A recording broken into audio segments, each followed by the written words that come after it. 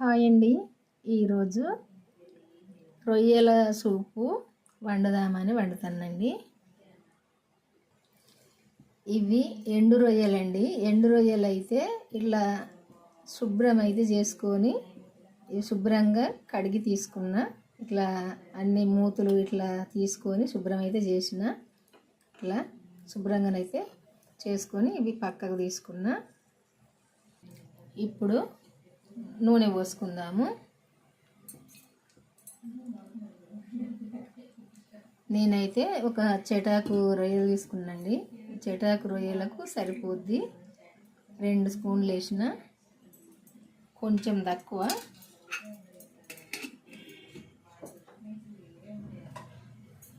రెండు స్పూన్ల నూనె పోసిన. ఈ తాలింపు అయితే ఇందులో వేసుకుందాం. ఫస్ట్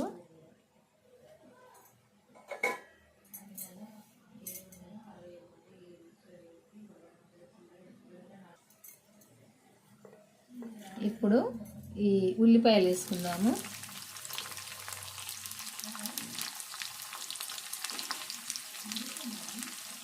కరివేపాకు చిన్న 2 రిక్కలు ఉన్నాక వేసిన.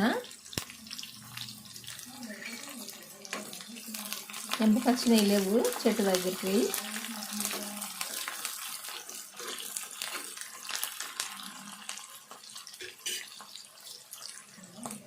పసుపు ఒక సగం స్పూన్ కంటే కొంచెం ఎక్కువ వేసిన. ఇది చిన్నదే కదా స్పూను, సరిపోద్ది.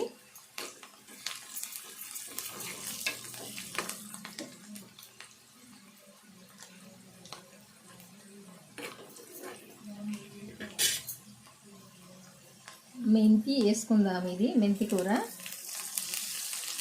ఎందుకంటే తాలింపు వేసుకోవాలి. తాలింపు వేసుకుంటేనే చేదు రాదు. ఏ కూరల్లో అయినా తాలింపు వేసుకోవాలి. మెంతి కూర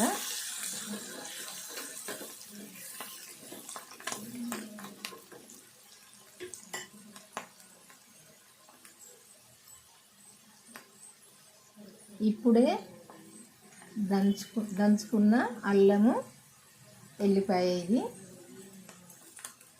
ఇప్పుడే ఫ్రెష్గా దంచిన. టేస్ట్ మంచిగా ఉంటుంది, స్మెల్ బాగా వస్తుందని దంచిన.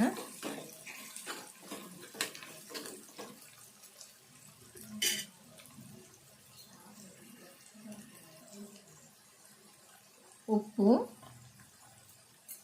ఎందుకంటే ఇది సూపు, చింతపండు సూపు పోసి వండుతాను కదా ఈ కూర, అందుకే కొంచెం ఉప్పు ఎక్కువనే పడుతుంది. అందుకే ఒక చెంచా వేసిన.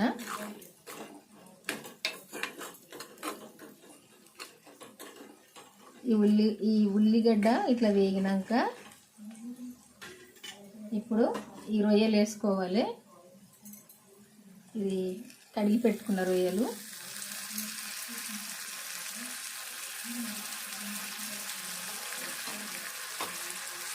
కొద్దిసేపు వేపుకోవాలి. ఇవి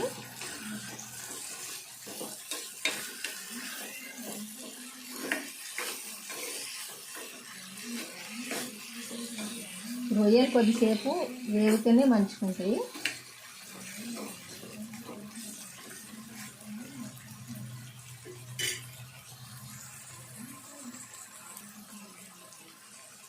కారం వేసుకుందాం. ఇప్పుడు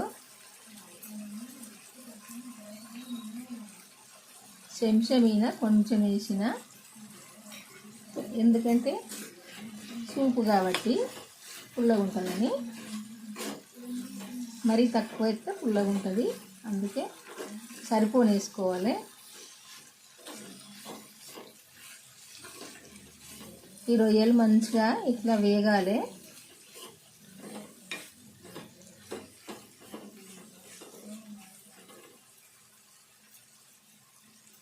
ఇట్లా వేగినప్పుడే మంచిగా ఉంటుంది కూర.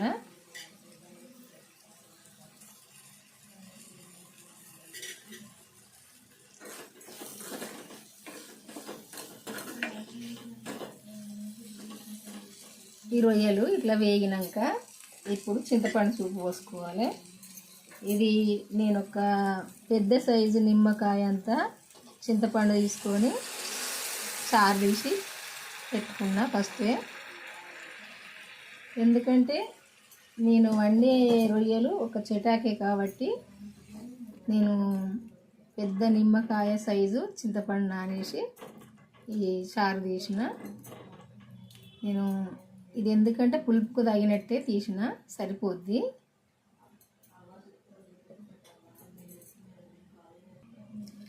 ఇది మెంతులు జీలకర్ర వేంపి పట్టిన పొడిది.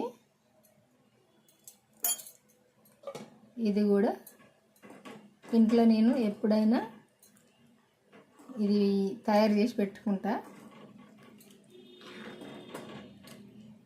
ఇప్పుడు ఇది వేసిన.